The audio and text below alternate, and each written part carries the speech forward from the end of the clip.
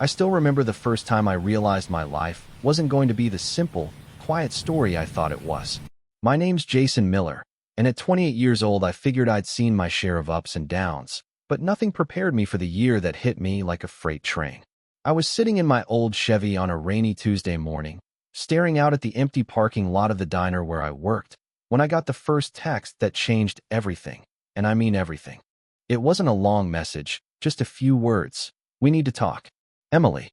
Emily had been my high school sweetheart, the kind of girl you write songs about. Her curly brown hair and easy laugh were the reason I stuck around our little hometown of Cedar Creek for as long as I did. After graduation, we drifted apart, like most kids do, but I still thought she was someone I'd never forget. So when she texted me after 5 years of silence, my heart gave a little jump. I walked into the diner like I was walking into an ambush. Rain still plastered my hair to my forehead, and I tried not to look as nervous as I felt. At the corner booth, she sat there with her arms crossed, eyes shaded by worry. "Jason," she said, voice low. "You look tired." I smiled weakly and slid into the booth across from her. "Rough night," I fibbed. Truth was, I hadn't slept well in months. She took a breath, like she was bracing herself. "I have to tell you something big," she said. "Something I should have told you long ago." My stomach twisted. Years ago, I might have hoped she was there to say she regretted leaving, that maybe we had a shot again. But grown-ups don't get second chances like that. Not the way you hope they do. "What is it?" I asked, trying to keep my voice steady. Emily looked down at her hands. I ran into your stepsister." My mind froze. I didn't talk about my stepsister much, not because it was a secret, but because she was the kind of person you wished didn't exist. Ava Carter moved into my life when I was 16, shortly after my mom married her dad. She was fiery, beautiful, and, in every sense, trouble with a capital T. From day one, she seemed determined to stir up every quiet corner of our family. "What about her?" I asked, trying to mask the tension in my shoulders. Emily looked up, eyes glistening. She stole your fiancé." Those words hit harder than any freight train. I blinked, heart thudding. "What?" "She sent me postcards," Emily continued, voice shaky. "Postcards. Of them together. In Paris. In Rome.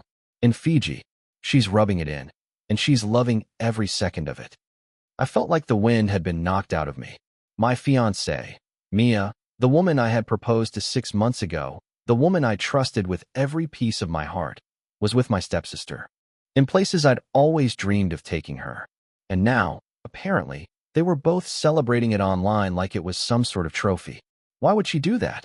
I whispered, already knowing the answer. Ava wasn't the kind of person who let subtlety get in the way of drama. Emily shook her head, tears welling. "I don't know, Jason, but she's posting everything. And she's telling people she's taking over your life." I could feel my jaw tighten. My stepsister, the woman who once told me she planned to take everything I had, was living my life better than I was.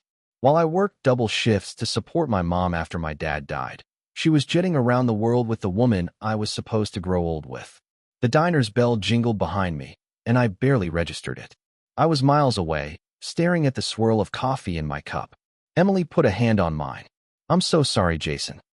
And in that moment, I understood that life doesn't care about your plans. It only cares about what you do next. I sipped my coffee, set my jaw, and made a choice. I wasn't going to let Ava's chaos define me. Not anymore. I didn't go back to work that day. I told my boss I felt sick, which wasn't exactly a lie. I drove home with the radio off, rain tapping the windshield like it was counting down to something I couldn't see yet. Every mile felt heavier than the last. My house was quiet when I walked in. Too quiet. Mia's shoes were gone from the entryway. Her jacket wasn't on the hook. I stood there longer than I want to admit, staring like maybe if I waited long enough, everything would snap back into place. It didn't. I went straight to the bedroom and opened the closet. Half of it was empty. Her dresses, her coats, the little box where she kept jewelry I'd bought her over the years, all gone. On the bed sat a single envelope with my name written on it in her neat, careful handwriting. My hands shook when I opened it. "Jason, I didn't plan for it to happen this way. I never wanted to hurt you. But things change. People change. Ava understands me in a way I didn't expect.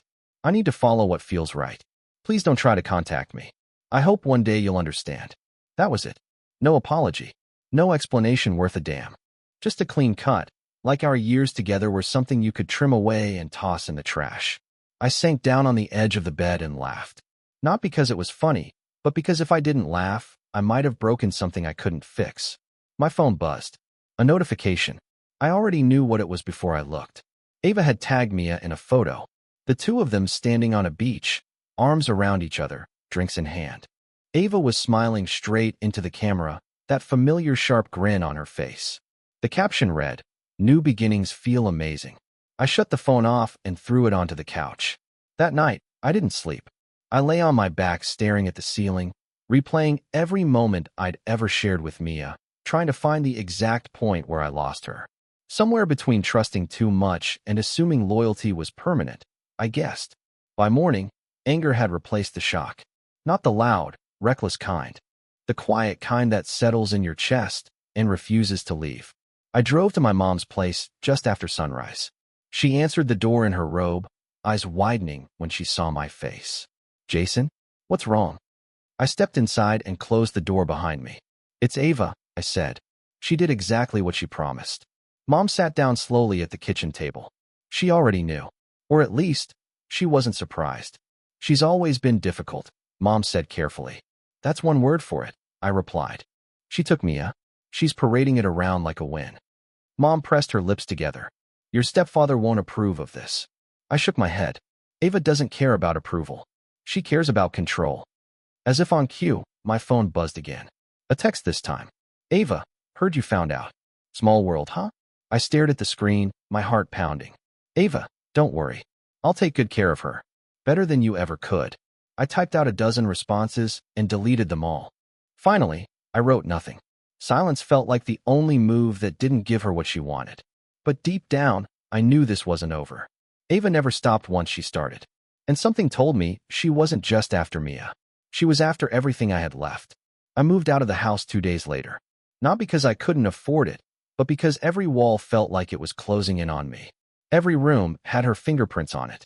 The smell of her shampoo still hung in the bathroom, and that was worse than any empty closet. I packed what I needed into the Chevy and drove without a plan. Ended up at a cheap extended stay motel off the highway, the kind with faded curtains and a blinking neon sign that never quite shut off. It wasn't home, but it was quiet, and quiet was all I could handle. That night, I finally let myself scroll. Ava had turned her life into a live broadcast. Stories, photos, captions dripping with fake happiness. Mia laughing. Mia kissing her cheek. Mia wearing the necklace I'd given her for our anniversary. Each post felt like a needle pressed slow into my skin. Then I saw something that made my stomach drop. Ava had posted a picture in front of a downtown office building I knew well. Too well. The glass entrance, the steel logo over the doors. My stepfather's company. The business my mom had helped build from nothing. The business Ava had never shown the slightest interest in. Caption, "Big changes coming. Wish me luck." That was when I understood this wasn't just personal. This was strategic. The next morning, my stepfather Robert Carter called me. He rarely did that unless something was seriously wrong. "Jason," he said, his voice low. "I need to see you." I met him at his office an hour later. He looked older than I remembered. Tired. Papers were stacked everywhere, and his normally sharp tie hung loose around his neck. "Ava's been here," he said without preamble. I leaned back in the chair. "Let me guess. She wants in." "She wants control," he corrected. "She claims she's finally ready to take responsibility. Says she's learned a lot traveling. Says she has plans." I let out a slow breath. "She's never cared about this company." "She says she does now," Robert said. "And she's persuasive." I didn't miss the edge of uncertainty in his voice. Ava had always been good at that, finding cracks and pressing until something gave. "She's using Mia," I said quietly. "This isn't about love. It's leverage." Robert frowned. "What do you mean?" "She knows how much you hate conflict," I said. "She's creating momentum, making herself look successful, independent, unstoppable. If you push back, you're the villain." He rubbed his temples. "Your mother thinks I should give her a chance." Of course she did. My mom always hoped Ava would grow out of being Ava. "Don't," I said. "Once she's inside, she won't stop." Robert studied me for a long moment. "You sound sure." "I am," I said. "She's not done taking things from me." When I left the office, my phone buzzed again. "Ava, saw you visited Dad today. Funny how predictable you are." My blood ran cold. She was watching me, tracking moves before I even made them. That night, alone in the motel room, I finally did something I should have done years ago. I stopped reacting. I pulled out an old folder I'd kept buried in my email, records, messages, things I'd brushed off as family drama. Ava lying to vendors. Ava manipulating people. Ava burning bridges and blaming the fire on someone else. I wasn't looking for revenge. I was looking for the truth. And once you have the truth, everything changes. I spent the next few days living like a ghost. Work, motel, takeout, repeat. I didn't post. I didn't reply. I didn't even look at Ava's page again. Not because I didn't care, but because I cared too much. Every move I made had to be quiet now. At night, I sat on the edge of the motel bed with my laptop open, digging through old emails and files. Stuff I'd saved without really knowing why. Arguments between Ava and her father. Complaints from former partners. A few warning emails from people who tried to do business with her and regretted it. One name kept popping up, Daniel Brooks. He wasn't family. He wasn't an ex. He was a former investor who'd briefly partnered with Ava on some half-baked online startup years ago. According to the emails, it ended badly. Lawsuits were threatened. Money went missing. And then everything went quiet. Too quiet. I searched his name online and found a phone number tied to a small consulting firm in Phoenix. I stared at the screen for a long time before calling. Once you make a call like that, you can't pretend you didn't. He answered on the third ring. Brooks Consulting, a man said, voice cautious. My name is Jason Miller, I said. You don't know me, but I think we have someone in common. Ava Carter. Silence. Then a low exhale. Yeah, he said. I know who she is. We met the next day at a coffee shop off the interstate. Daniel was in his 40s, clean-cut, eyes sharp in a way that told me he'd learned lessons the hard way. She ruined your life yet? He asked, not unkindly. I let out a breath I didn't realize I'd been holding. She's working on it. He nodded. Figures. Daniel told me everything. How Ava pitched herself as a visionary. How she rushed contracts, pressured people to move fast, and disappeared the moment things went sideways. How she walked away clean while others picked up the mess. She doesn't build, he said. She takes. I stared down at my coffee. She's trying to get inside her father's company. Daniel's jaw tightened. Then he's in trouble. He slid a flash drive across the table. I kept backups. Emails. Contracts. Proof. Didn't think I'd ever use them. But something told me not to delete anything. I didn't touch the drive right away. Why give this to me? Because someone needs to stop her, he said simply. And because you're family. That makes you the only one she won't expect. That night, I sat in my motel room with the glow of the laptop lighting up the walls. The files on that drive were worse than I imagined. Fake projections. Altered signatures. Money funneled through shell accounts. Patterns. Ava didn't just destroy relationships. She engineered collapses. My phone buzzed again. Unknown number. Ava, you've been quiet. That usually means you're planning something. I typed back before I could stop myself. Me, you already took what you wanted.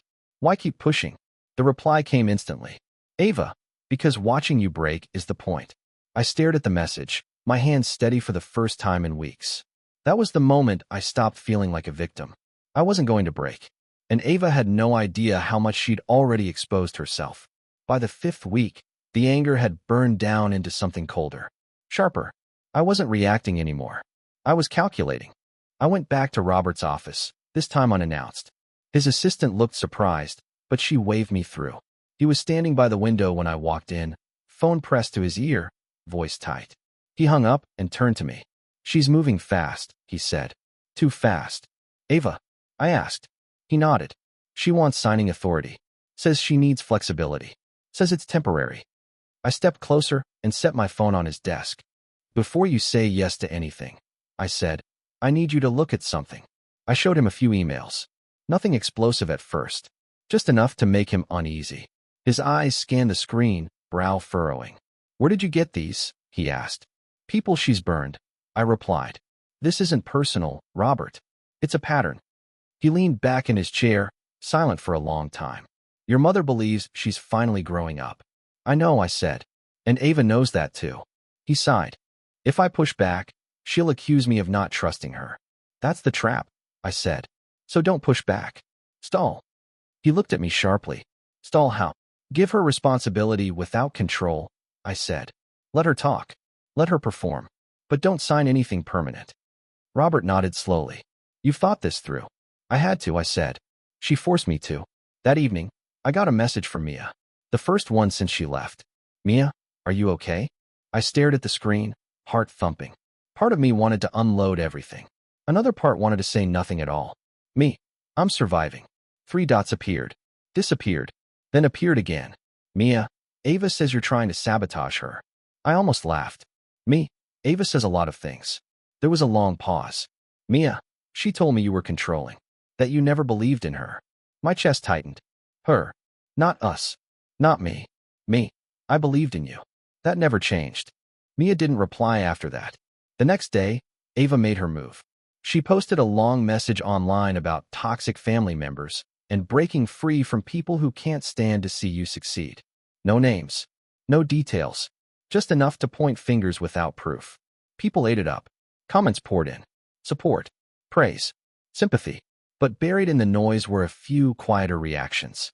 People who'd worked with her before. People who knew. One of them messaged me privately. She's lying. She always does. That night, I added another folder to my growing collection. Screenshots. Timelines. Contradictions. Ava's biggest weakness wasn't malice. It was impatience. She moved so fast she didn't notice the trail she left behind. And soon, she was going to trip over it. The call came at 2 in the morning. Unknown number. I almost ignored it, but something in my gut told me not to. Jason, a woman said quietly. My name is Laura Jenkins.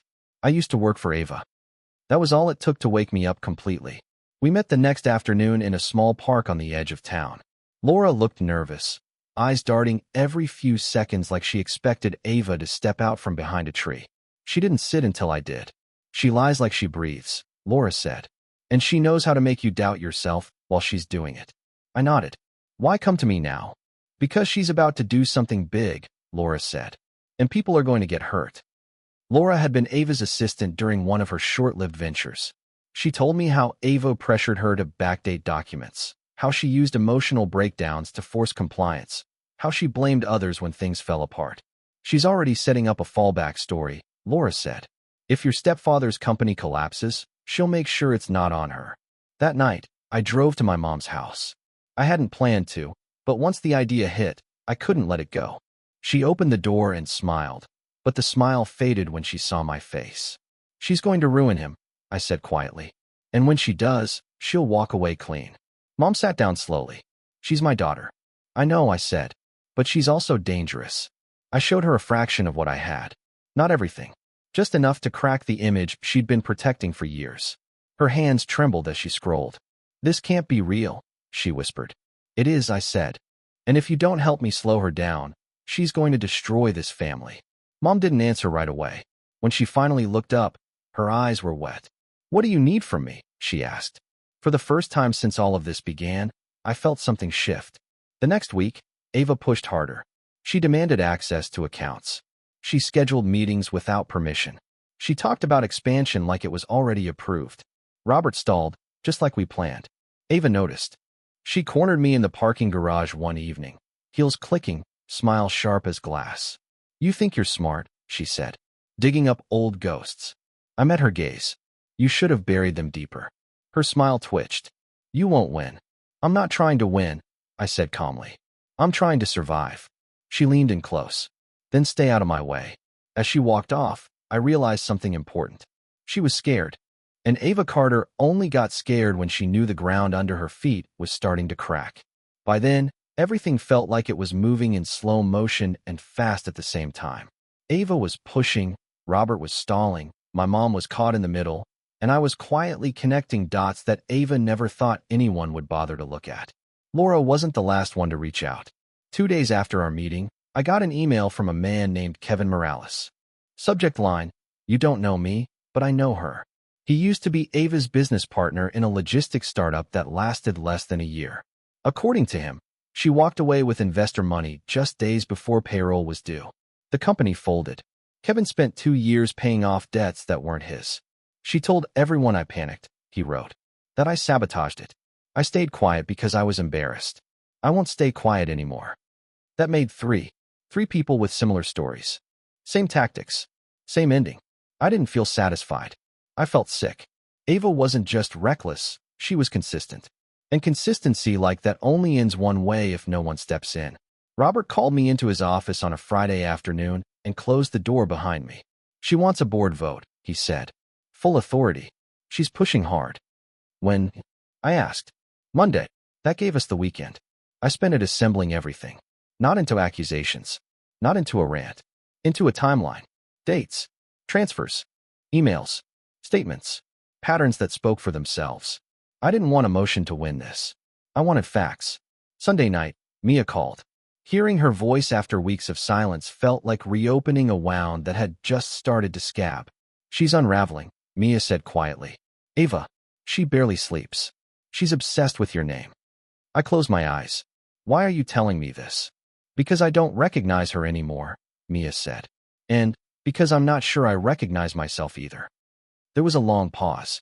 She says you're trying to destroy her, Mia continued. But every time I ask how, she changes the subject. That's because there is no how, I said gently. Another pause. Then, softer. Did she ever lie to you? I answered honestly. All the time. The call ended without goodbyes.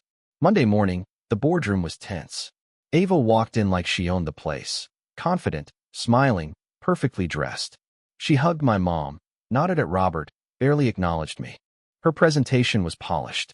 Visionary. Full of big words and vague promises. Expansion. Innovation. Growth. When she finished, she looked around the room. I think it's time we stopped being afraid of progress. Robert didn't speak right away. Instead, he turned to me. Jason, he said, you asked to address the board. Ava's smile froze. I stood, hands steady, and connected my laptop to the screen. I'm not here to attack anyone, I said. I'm here to prevent a repeat. Slide by slide, I showed the pattern. Not opinions. Evidence. Emails. Financial trails. Testimonies. Each one tied cleanly to the next. The room went silent. Ava laughed once, sharp and loud. This is a joke. No, Robert said quietly. It isn't. For the first time, Ava looked uncertain. Not defeated, but exposed. And I knew, deep down, this wasn't the end. It was the moment everything finally started to turn. The room didn't explode the way I expected. No shouting. No dramatic walkout. Just a heavy, suffocating silence that pressed down on everyone at the table. Ava recovered fast. She always did. These are old grievances, she said smoothly, folding her hands. People who failed and needed someone to blame. Jason's been collecting sob stories because he can't accept that I moved on. She looked at Mia's empty chair, like she expected her to be there backing her up. But this time, no one spoke. One of the board members, Frank Reynolds, cleared his throat. These documents, they line up a little too well to ignore. Another member nodded. I recognize that vendor. They sued my firm years ago. Ava's jaw tightened for half a second. Then the smile returned. Coincidences. Robert stood.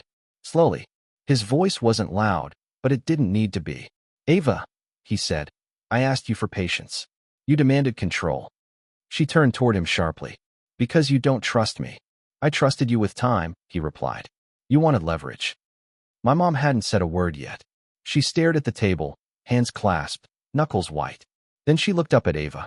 Did you do this? She asked. Not accusing, just tired. Ava didn't answer right away. That hesitation was all it took. The board voted to postpone any authority changes pending a full audit. Ava's power grab had been stopped cold, not forever, but long enough to matter. She walked out without looking at me. That night, my phone exploded. Messages, missed calls, emails. Ava was spiraling, firing accusations in every direction. But something else happened too. Mia showed up at the motel. I opened the door and barely recognized her. No makeup, eyes red, hands shaking. I didn't know, she said immediately. I swear I didn't know. I stepped aside and let her in. She told me everything. How Ava had isolated her. How she fed her half-truths, painted me as manipulative, controlling, unstable. How she framed the relationship like a rescue. I thought I was choosing freedom, Mia whispered. I didn't realize I was being used. I listened, not interrupting, not defending myself. When she finished, I said the only honest thing I could. I loved you. But love doesn't survive lies. She nodded, tears falling. I don't expect forgiveness. Good, I said gently. Because I'm not ready to give it. She left an hour later, quieter than she arrived. The next morning, Ava vanished from the company entirely. No meetings, no emails, no calls returned. But Ava didn't disappear. She never did. She was just planning her next move. And for the first time, I knew I was ready for it. For weeks, life felt like it had a fragile rhythm again. Robert regained control, the board was stabilizing, and my mom finally let herself breathe a little. But I knew better than to think Ava was gone for good. She never was. It started small, a subtle social media post here, an anonymous tip to a local paper there. Nothing that would stick legally or financially, but enough to stir rumors. Enough to make me, and everyone else, glance over our shoulders. One evening, I got a text from an unknown number. "You think this ends here?" I didn't respond. I didn't need to. I already knew. Then came the knock at my motel door. I froze. Nobody ever knocked at this hour. I peeked through the peephole. A man, dark jacket, hood pulled low. Not Ava, someone else. I opened the door a crack. "Can I help you?" "Jason Miller?" the man asked. Voice low. Controlled. "Yes. I work with Ava. She sent me. She wants a message delivered." I didn't flinch. "Go ahead." He held up a small envelope. "She says she's impressed. You survived. But she's not done. Not by a long shot." I took the envelope. Inside, a single piece of paper, handwritten. One line. "You've learned my patterns. But patterns aren't everything. Watch your back." The man turned and left before I could speak. I stared at the paper, heart pounding. Not fear, anticipation. The truth hit me. Ava had underestimated one thing. I didn't just want to survive. I wanted to understand her. And once you understand a person like her, you can predict every step before she even takes it. I spent the night mapping everything she had ever done. Every move, every lie, every manipulation. Patterns, weaknesses, obsessions. Her arrogance was her undoing. Her impatience, her overconfidence, her need to control everything. I knew now I could play the long game. The next morning, I drove into town, stopped by the diner I used to work at. Sat in the corner booth, same one Emily and I had sat in months ago. I ordered a coffee. Black. No sugar. No cream. Just focus. By noon, I had a plan. Not impulsive. Not vengeful. Strategic. Ava had always thrived on chaos. I would give her the illusion of it. Let her think she was in control, while I quietly built the moves that would finally corner her. For the first time since this all began, I smiled. Because Ava Carter had underestimated me. And that mistake would be her undoing. The game wasn't over. It was just beginning. By the time Ava made her next move, I was ready. She thought she could strike through whispers and rumors, through small manipulations and half-truths. She didn't realize I had already anticipated every twist, every lie, every corner she thought she'd hidden in. It started with a meeting at a small law office downtown. Ava had arranged it herself, thinking she was about to finalize a minor acquisition. She walked in confident, heels clicking, eyes scanning the room like a predator. I was already there, quietly seated, laptop open. Robert and Mom were there too, silent but alert. Ava's smile faltered when she saw me. Not because she feared me. She never feared anyone. But because she realized she had walked into a trap she hadn't accounted for. I spoke first. Calm, measured. "Ava, before you proceed, I think it's important everyone sees the full picture." Slide after slide, document after document, I laid out the trail. Contracts altered, vendors manipulated, shell accounts, emails, timelines. Each point meticulously connected to her previous actions. Each connection undeniable. She tried to interrupt once, twice, but each time, Robert or a board member held up a hand. Silence. Ava's confidence, her greatest weapon, began to crumble. By the end, she was pale, lips pressed thin. She glanced at my mom, trying to find sympathy, but Mom's face was stoic. She couldn't deny the evidence. This isn't fair," Ava whispered finally. "Fair?" I asked quietly. "You've made your choices. You thought you could manipulate everyone around you. You thought no one would notice the patterns you left behind. But patterns are proof. And proof has a way of catching up." Robert exhaled slowly. "The board has decided. You are removed from any authority. Immediate. No exceptions." Ava's eyes narrowed, fury and disbelief colliding, but she knew. This wasn't a fight she could win. Not this time. She left without a word, shoulders tight, head high. but every step betrayed the cracks inside. I watched her go, knowing this chapter of chaos had ended. Later, I walked outside into the sunlight, taking a deep breath. For the first time in months, I felt light. Free. The storm Ava had brought into my life had finally passed. Mia reached out again a few days later. We met for coffee, talked honestly. Not about rekindling, but about closure. About understanding. About moving on. Robert thanked me quietly at the office. Mom hugged me tightly. And for the first time in a long time, I felt like I could breathe without looking over my shoulder. Ava Carter would always be clever, always dangerous. But I had learned one thing she could never teach. Knowing yourself, knowing your boundaries, and trusting your own instincts was more powerful than any manipulation she could throw my way. Life returned to its slow, steady rhythm. The scars remained. They always would. But they were mine, not hers. And for the first time, I understood what surviving really meant. Because surviving isn't just about enduring chaos. It's about standing taller when it's over, knowing you weren't broken, knowing you're still here. And I was.